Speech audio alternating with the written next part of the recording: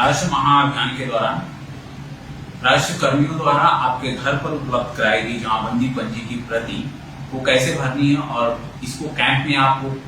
किन कागजातों के साथ जमा करना है, आइए इस वीडियो में हम लोग ये देखते हैं। तो आपके घर में जो आपकी जमाबंदी की प्रति उपलब्ध कराई गई है वो बेसिकली आपकी जमाबंदी की ट्रू कॉपी है, लेकिन उसमें एक ब्लैंक स्पेस दिया हुआ है जिसमें आप अगर अशुद्धि है तो उसमें उसकी सही विवरण आपको अंकित करना है। ये जमाबंदी की एक प्रति है जो किसी एक रैयत की है। इसमें अगर आप देखेंगे तो ऊपर में एक विवरण लिखा हुआ है कि अगर कोई भी अशुद्धि है तो उसके जस्ट नीचे वाला ब्लैंक स्पेस में आपको लिखना है। अगर जमाबंदी में कोई अशुद्धि है तो जो शुद्ध कराना है, जो मतलब त्रुटि का परिमार्जन कराना है, उसको यहाँ पर अंकित करना है, शुद्ध जो ब्लैंक स्पेस है उसमें। और उससे संबंधित साक्ष्य, अगर आप मान लीजिए कि खाता खसरा में अगर कोई गलती है और उसको शुद्ध कराना चाहते हैं तो उससे कोई रेलेवेंट डॉक्यूमेंट जैसे कि आपका खतियान हो सकता है, उसके आधार पर आप इसको भरना है और करना है। जैसे अगर ये नाम है किसी का, ये नाम में कोई गलती है या फिर किसी दूसरे रैयत का नाम छूट गया है, जैसे दो आदमी के नाम पर यह जमीन था, एक आदमी का नाम यहाँ है लेकिन दूसरे आदमी का नाम नहीं चढ़ा है, तो यहाँ पर एक आदमी का नाम भरेंगे, दूसरे आदमी का नाम भरेंगे। और इसमें गलती है तो यहाँ पर एक आदमी का नाम भरेंगे, उसका मोबाइल नंबर भरेंगे, क्योंकि इसमें मोबाइल नंबर नहीं है तो मोबाइल नंबर भी आपको भरना है ताकि ये एंट्री हो सके।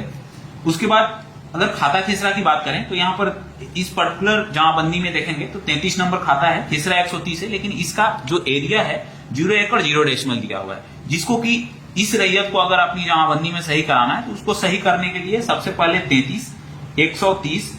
और उसके बाद अगर ये 5 डेसिमल की जमीन है तो 5 डेसिमल वहां इसको भरना पड़ेगा। उसके बाद उसको चौहद्दी अपना भरना पड़ेगा, तो नॉर्थ में क्या है, साउथ में क्या है, ईस्ट में क्या है, वेस्ट में क्या है। ठीक है, उसी तरह से इनके सारे जमाबंदियों का डिटेल जो गलत होगा उसके जस्ट नीचे वाला कॉलम में उनको भरते जाना है। ठीक है, जो प्लॉट इसमें गलत से चढ़ा हुआ है उस प्लॉट को काट देना है, नहीं भरना है, मतलब उसको एंट्री नहीं होनी है। और उसी तरह से सारे प्रपत्र को भरते जाना है आपको।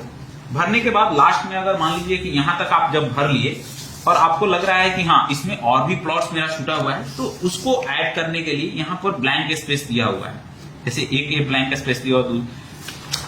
ठीक है, अगर इतने में भी अगर आपका नहीं हो रहा है तो आप एक ब्लैंक पेज पर ये सेम फॉर्मेट, सेम स्ट्रक्चर बना के आप इसके साथ अटैच कर सकते हैं। अगर मान लीजिए किसी को 2 पेज ही मिला हुआ है, एक पेज ये मिला हुआ है और एक पेज ये, उसमें केवल 3 ही प्लॉट है, मतलब ऑनलाइन पोर्टल पर केवल 3 ही प्लॉट था तो 3 ही प्लॉट आपको मिला हुआ है, लेकिन आपके पास वास्तविक में 12 प्लॉट है, तो आप 3 प्लॉट जो इंटर है अगर वो सही है तो ठीक है, अगर गलत है तो उसका सही यहां पर भरना है। और एक ब्लैंक पेज पर आपको ये वाला फॉर्मेट बनाना है जिसमें खाता, खसरा, रकबा और चौहद्दी रहेगा, इसको भरकर इसके साथ अटैच करना है। ठीक है, और अब जितना चीज है इसमें, जितना चीज आप सुधार के लिए दे रहे हैं, हर एक चीज के लिए साक्ष्य आपको लगाना पड़ेगा। जैसे अगर खाता, खसरा और रकबा ऐड करा रहे हैं, रकबा सुधरवा रहे हैं, तो ये रकबा एक्चुअली आपको कहां से मिला, किसी डीड से मिला, म्यूटेशन का अभिलेख आपके पास है तो म्यूटेशन का अभिलेख, जैसे यहाँ पर लगाया हुआ है लगान रसीद, शुद्धि पत्र, केवाला की प्रति, खतियान की प्रति, माफी प्रतिवेदन, अगर ये सारे चीज हैं तो वो सारे चीज इसके साथ संलग्न करके और आपको कैंप में जमा करना है। कैंप में जमा करेंगे तो यही एप्लीकेशन लेकर और आपका मोबाइल नंबर के माध्यम से इस एप्लीकेशन को ऑनलाइन पोर्टल पर वो लोग दर्ज करेंगे।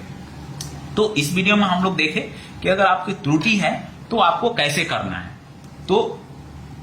नाम, हर एक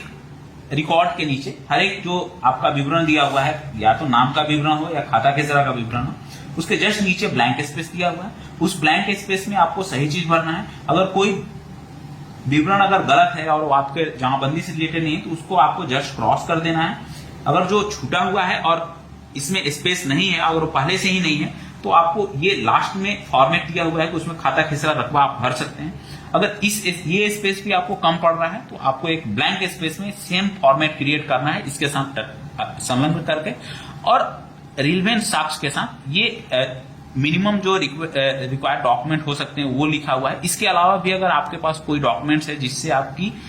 जो आप चेंज कराना चाहते हैं वो उसके लिए सपोर्टिंग डॉक्यूमेंट की तरह है, तो उसको आप संलग्न करके आप कैंप में जमा कर सकते हैं। ये आप संलग्न करते हैं, इसके साथ ही आपको एक शपथ पत्र जो उपलब्ध कराया गया होगा या कैंप में आपको अवेलेबल रहेगा, उसको आपको भरना है। भरकर आपको मोबाइल नंबर, हस्ताक्षर और साइन करके, और ये आपको सेल्फ एफिडेविट है, इसका ये कहना, इस शपथ पत्र में ये दिया हुआ है कि आपने जो इन्फॉर्मेशन इसमें भरा है